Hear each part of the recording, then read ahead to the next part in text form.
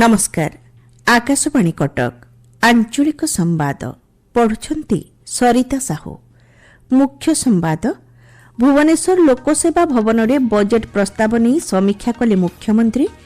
2047 मसीहा सुधा भुवनेश्वर कटक पुरी पारादीप अर्थनैतिक अंचल आकार $500 बिलियन पहुंचाइबाकू लक्ष्य रखिछंती सरकार। केंद्र बजेट 2026-27 भविष्यवादी युवशक्ति केन्द्रिक जनहितकर और नियुक्ति भित्तिक कहले केंद्र शिक्षा मंत्री।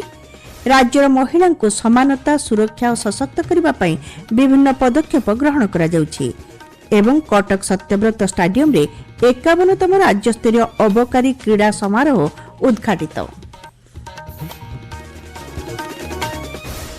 भुवनेश्वर लोकसेवा भवन में मुख्यमंत्री मोहन चरण माझी चलित आर्थिक वर्ष में विभिन्न विभाग में खर्च परिमाण एवं आसंता आर्थिक वर्ष निमंते अर्थ विभाग पक्षर प्रस्तुत करा जायतिबा बजेट प्रस्तावर आज समीक्षा करिसेंती। एही अवसर में मुख्यमंत्री विभिन्न विभाग अधिकारी मानक सह बजेट संपर्क में मतामत लोड़िबा सह विचार विमर्श करिथिबा जणा पड़िछि। चलित बजेट पई जनसाधारण मतामत आह्वान करा जायतिला। एहा पूर्व प्राक बजेट परामर्श बैठक में मुख्यमंत्री विशेषज्ञ नागरिक समाज और विभिन्न क्षेत्र में प्रतिनिधि मानक सह आलोचना करथिले। विधानसभा बजेट अधिवेशन चलित मास 17 तारिख आरंभ हेबो एवं 20 तारिख रे बजेट उपस्थापन कराजिबो। 2047 मसीहा सुधा भुवनेश्वर कटक पुरी पारादीप अर्थनैतिक अंचल BCPPER रो आकार $500 बिलियन पहुंचब बोली मुख्यमंत्री मोहन चरण माझी कहते। भुवनेश्वर लोकसेवा भवन सम्मेलन कक्ष में आयोजित स्वतंत्र कार्यक्रम में BCPPER पई एक अर्थनैतिक योजनार शुभारंभ कर मुख्यमंत्री कहते यह समग्र अंचल को विकास एवं समृद्धिर प्रयोगशाला कराजिबो। भारतर अभिवृद्धि यात्रा रे एही अंचल एक नूतन माइलखुंट भाबे साब्यस्त हेबो। अंचल गुडी को आधुनिक भित्तिभूमि सह जोड़ाजिबो एवं प्रत्येक अंचल रे विभिन्न प्रकार प्रकल्प स्थापन कराजिबो। Metal downstream, biotech, textile, chemical, पर्यटन, शिक्षा और आईटी परी 80 ऊर्ध्व प्रकल्प योजना सह 30 ऊर्ध्व नीति निर्धारण करा जायछि। केंद्र सरकार पक्षरु सामाजिक परिवेश दायित्वबोधता पई 5000 कोटी टंकार प्रावधान रखा जायछि बोली मुख्यमंत्री कहछन्ति। खनिज संपद में भरपूर ओडिशा देशर द्रुत शिल्प विकास में गुरुत्वपूर्ण अवदान रखुछि बोली राज्यपाल डॉ हरिबाबू कंभमपाटी कहछन्ति। भुवनेश्वर लोकभवन ठारे ओडिशा गस्तरे थिबा तमिलनाडुर 15 जणिया गणमाध्यम प्रतिनिधि दल भेटिबा अवसर में राज्यपाल कहछन्ति राज्यर दृढ़ आर्थिक स्थिरता रहिछि। खनिज नीति रे परिवर्तन करा जाय रॉयल्टी बदल रे खनि नीलाम आरंभ होइछि जहा द्वारा ओडिशा एक राजस्व बळका राज्य भाबे उभा होइछि। नीति परिवर्तन द्वारा राज्य राजकोष 12,000 कोटी 50,000 कोटी को वृद्धि पाई। स्वर्ण चतुर्भुज समेत राज्य दे जाइतिबा प्रमुख जातीय राजपथ प्रकल्प ओडिशार सड़क भित्तिभूमि एवं लॉजिस्टिक क्षेत्र को सुदृढ़ करिछि बोली राज्यपाल कहछन्ति। केंद्र बजेट 2026-27 एक भविष्यवादी युवशक्ति केन्द्रिक जनहितकर और नियुक्ति भित्तिक बजेट बोली केंद्र शिक्षा मंत्री धर्मेन्द्र प्रधान कहते। भुवनेश्वर ठारे केंद्रीय बजेट को नहीं आयोजित सांबादिक सम्मेलन में जोगदे श्री प्रधान कहते चलित बजेट रे 6टी क्षेत्र को सर्वाधिक गुरुत्व प्रदान करा जायछि। भित्तिभूमि पई 5 लाख कोटी टंका खर्च करा जिवो। सबका साथ सबका विकास को बजेट रे गुरुत्व दिया जायछि। भारत विश्वर चतुर्थ बृहत अर्थनीति। गत 10 वर्ष मध्य देशर अर्थनीति $4 ट्रिलियन अतिक्रम कर सारी। 2047 मसीहा सुधा भारतर अर्थनीति $30 ट्रिलियन रे परिणत करने को सरकार लक्ष्य रखिछन्ति बोली श्री प्रधान कहछन्ति।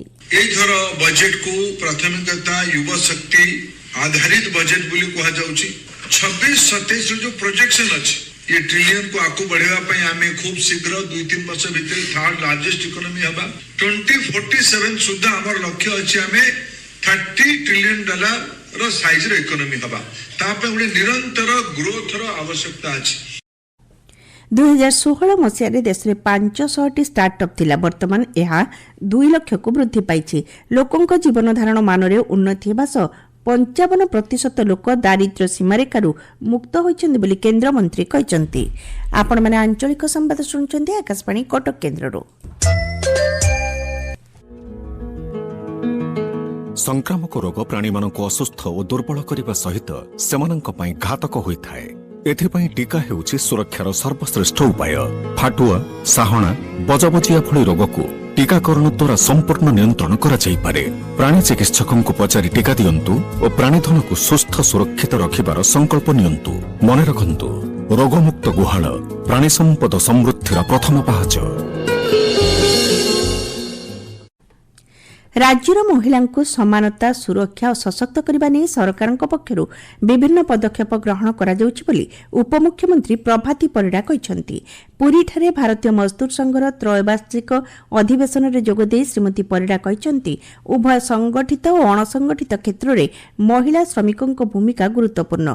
ओडिशा रे सुभद्रा योजना और मिशन शक्ति माध्यम महिला मानकु सशक्त करा जाइछि। राज्य में वर्तमान 17 लाख लक्षपति दीदी सृष्टि होइछंती।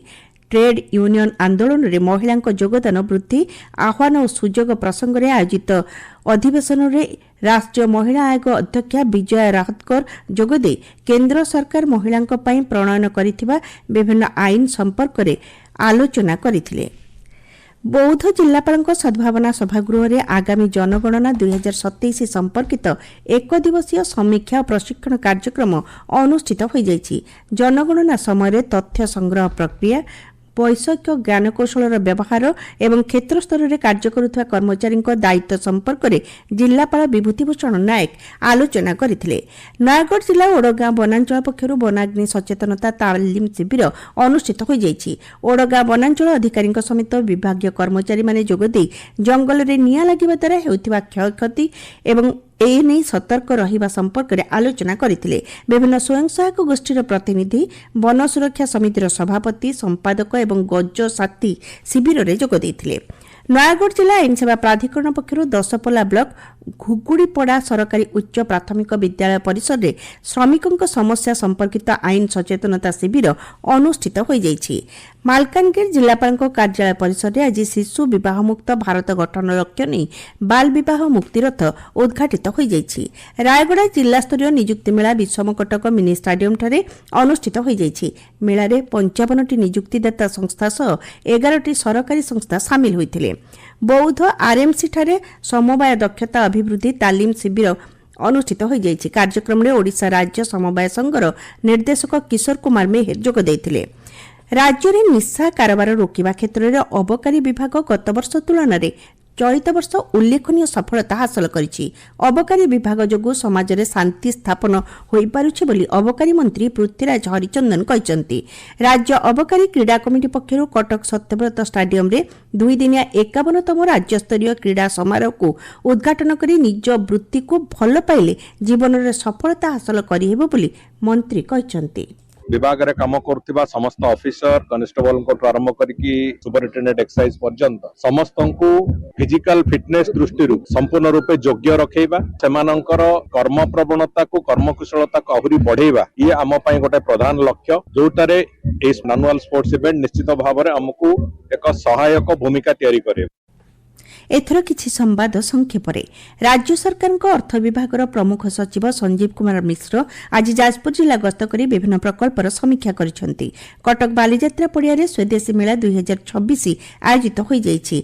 नयागढ़ जिला दशपल्ला और गणिया गोष्ठी स्वास्थ्य केन्द्र को जातीय स्वास्थ्य मिशन अधीन में कायाकल्प टीम परिदर्शन करिसेंती। जाजपुर जिला दानगोदी ब्लॉक गहिर पाटुली स्थित ओडिशा आदर्श विद्यालय वार्षिक उत्सव को समवाय हस्ततंत्र और बयनशिल्प मंत्री प्रदीप बड़सामंत उद्घाटन करिसेंती। नयागढ़ जिला नुआगां ब्लॉक सभागृह में प्राकृतिक विपर्यय मुकाबिला पई प्रशिक्षण शिविर अनुष्ठित हो जाइछि। बौद्ध जिला सरसरा हाईस्कूल पड़ियाठारे चलिथिबा राज्यस्तरीय फुटबॉल टूर्नामेंट आजिर मैच रे स्पोर्ट्स हॉस्टेल फुलबाणी दल विजय होइछि। मुख्य संवाद पुणी थरे भुवनेश्वर लोकसेवा भवन में बजेट प्रस्ताव नहीं समीक्षा कले मुख्यमंत्री। 2047 मसीहा सुधा भुवनेश्वर कटक पुरी पारादीप अर्थनैतिक अंचल आकार $500 बिलियन रे पहुंचाइबाकू लक्ष्य रखिछंती सरकार। केंद्र बजेट 2026-27 भविष्यवादी युवशक्ति केन्द्रिक जनहितकर और नियुक्ति भित्तिक कहले केंद्र शिक्षा मंत्री। राज्यर महिला को समानता सुरक्षा और सशक्त करने विभिन्न पदक्षेप ग्रहण करा जाउछि एवं कटक सत्यव्रत स्टाडियम रे 51तम राज्यस्तरीय अबकारी क्रीड़ा समारोह उद्घाटित। आंचलिक संवाद आज शेष होला।